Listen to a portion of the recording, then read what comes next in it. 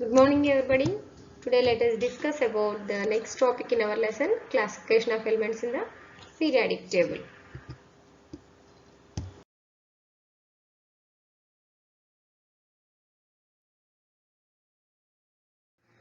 Let us recollect what we learned in the previous class. We have learned about groups and periods, that too arrangement of elements in groups.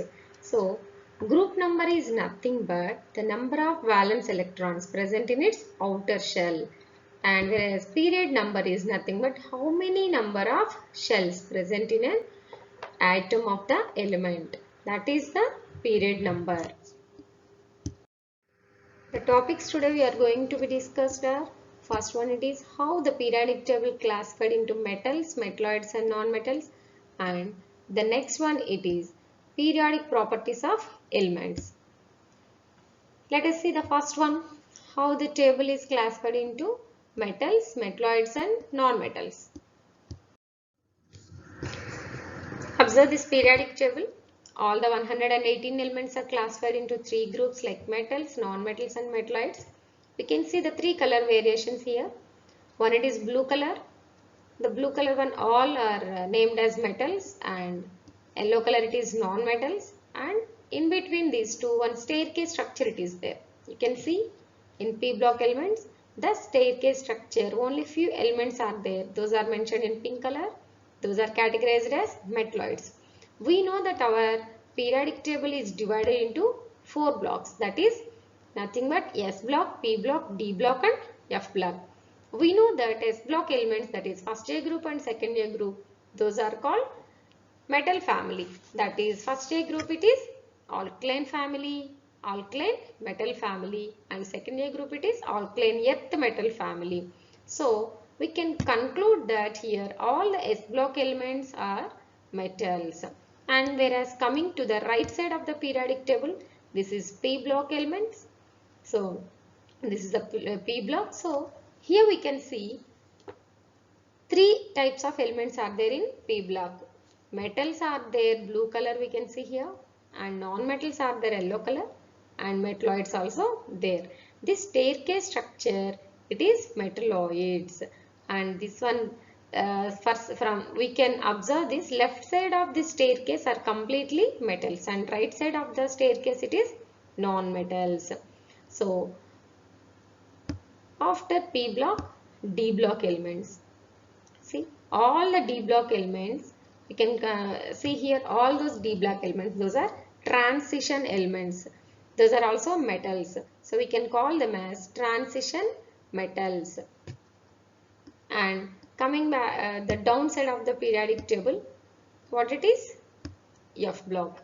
We know that F block is a part in the D block. So those are also metals. So we can conclude from this picture as all the S block elements and D block elements and F block elements are metals.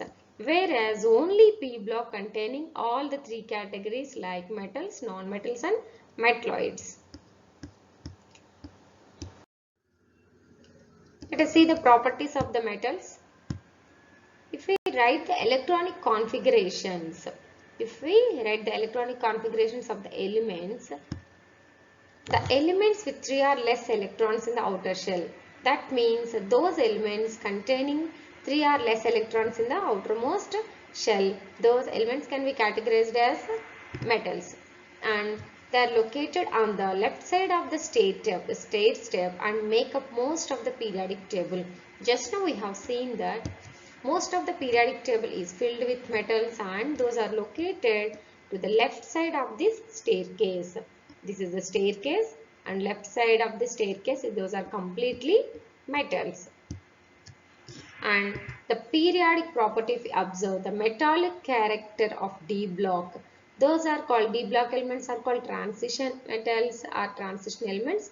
The metallic character of D block elements decreases from left to right.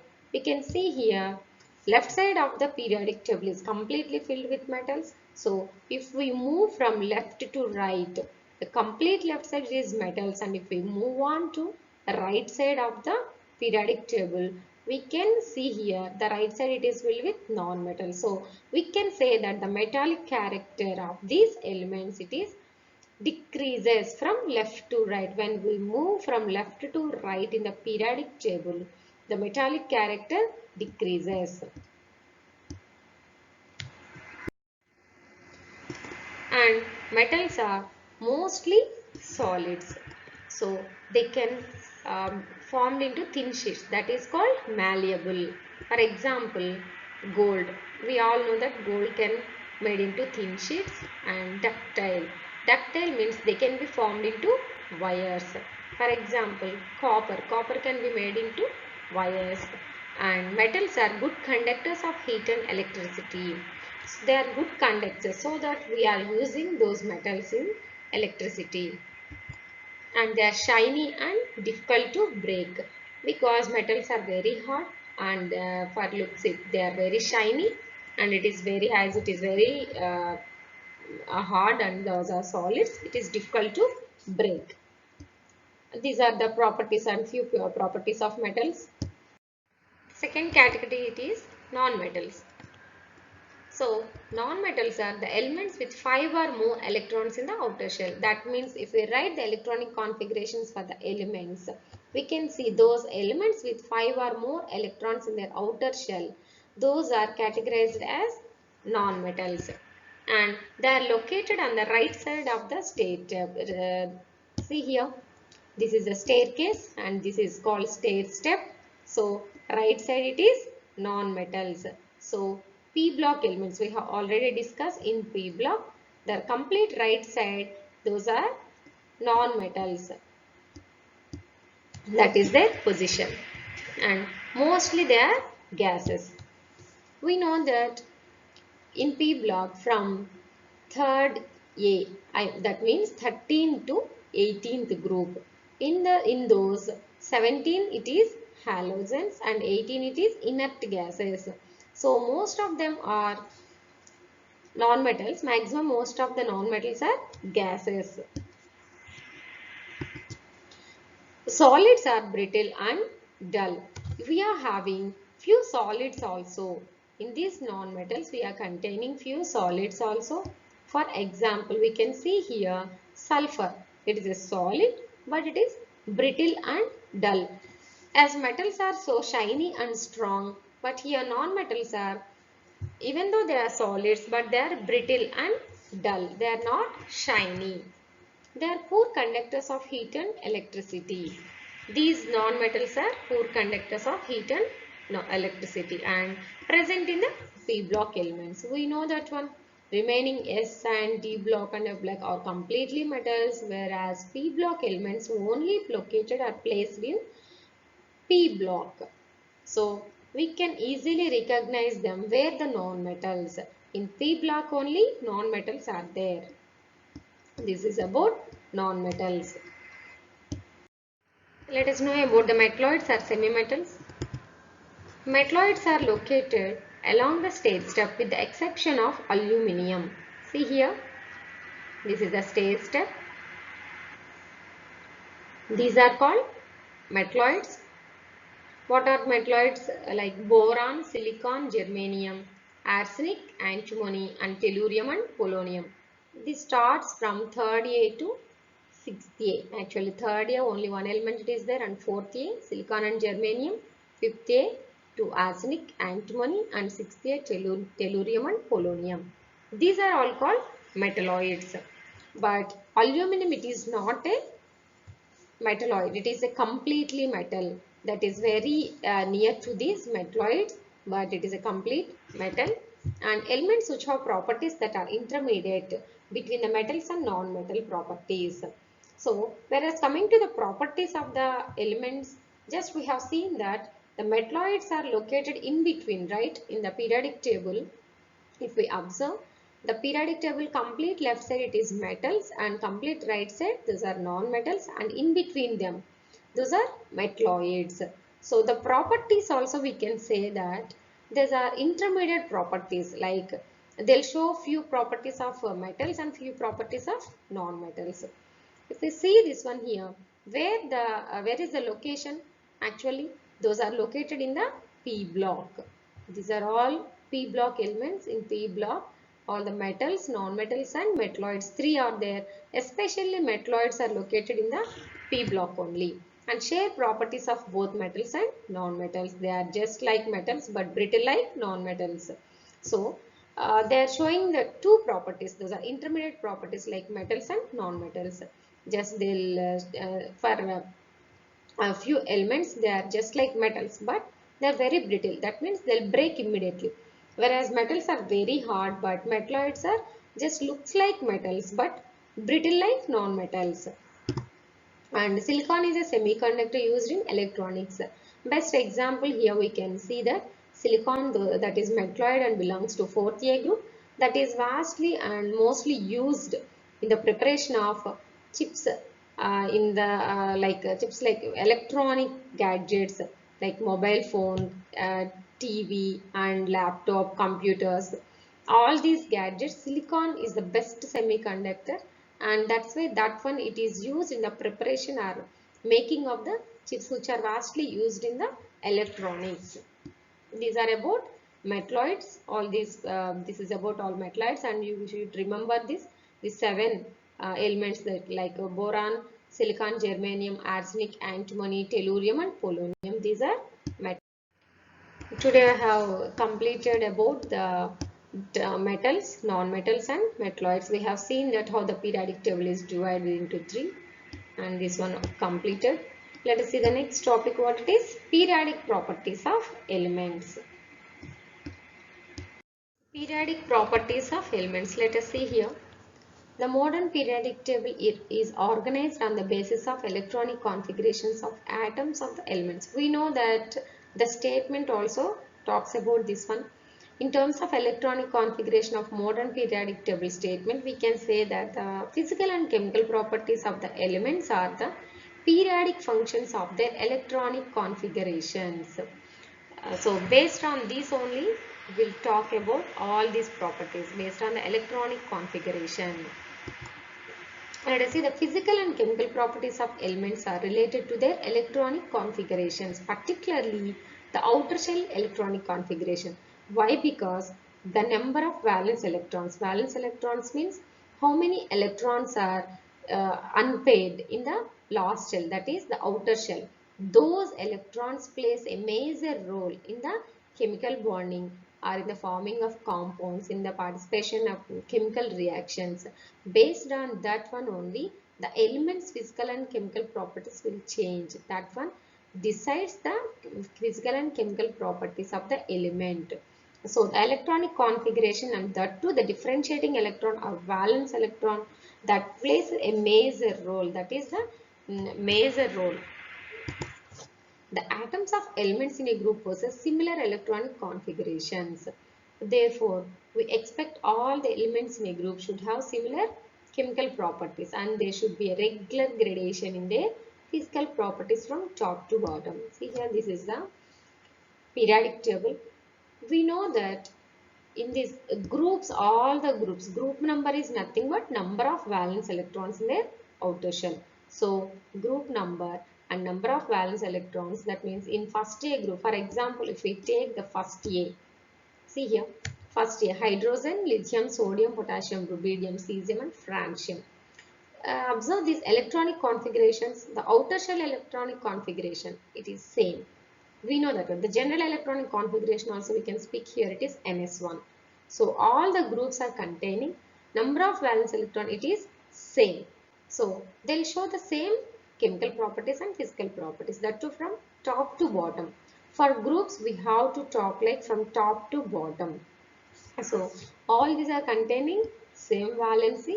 So these first A group, like from top to bottom, all these elements from hydrogen to francium, these are showing the similar chemical properties and physical properties also. They'll show us a gradation, regular gradation in the physical and physical properties from top to bottom for groups it is.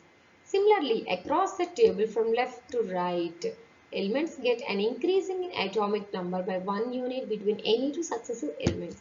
See this one.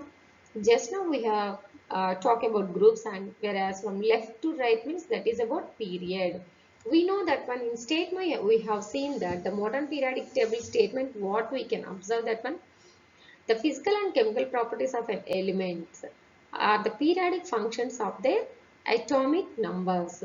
In terms of electronic configuration, in terms of atomic numbers, we know that elements are arranged in increasing order of their atomic numbers. So, from hydrogen up to 118 element, there is an increasing atomic number. So, here all the elements are differ by 1 unit. See here, hydrogen and helium 1 and 2, lithium beryllium 3 4, boron carbon 5 6, nitrogen oxygen 7 8, like this. So if we check any two elements besides, like here, see here, potassium and calcium 19 and 20, those two difference, it is 1 unit from left to right. These electronic configuration, if we observe here, there's a difference. Why? Because these are they doesn't possess the same outer shell electronic configuration. Why? Because there is an increase in the proton and increase in the electron. So the electronic configuration for the outer shell, but any two successive elements, like in a period from left to right, it is not same. So we can easily we can say that there is no same like outer shell electronic configuration. So there is no same valency for two elements in a period. So they can't show the similar chemical properties in a period. Therefore, the electronic configuration of valence shell of any two elements in a given period is not same. So we can say that this is the reason elements along a period possess different chemical properties with regular gradation in their physical properties from left to right. So in a group means we can say that we can observe that when physical and chemical properties of all the elements in the group are same, and as well as there is a regular gradation in their properties, like either increasing or decreasing. That is same for all the groups. But whereas coming to periods, there is no similarity, because there is a difference in the outer shell electronic configuration. So they possess different chemical properties with regular gradation from left to right. For group means we will talk about from top to bottom. For periods we can talk about like left to right. So there are few periodic properties of elements we have to discuss, and we can see in our syllabus around 8 properties are there. Let us see what these are the few periodic properties shown by elements. These are valency, atomic radius, ionization energy, electron affinity, electropositivity and electronegativity, metallic and non-metallic properties.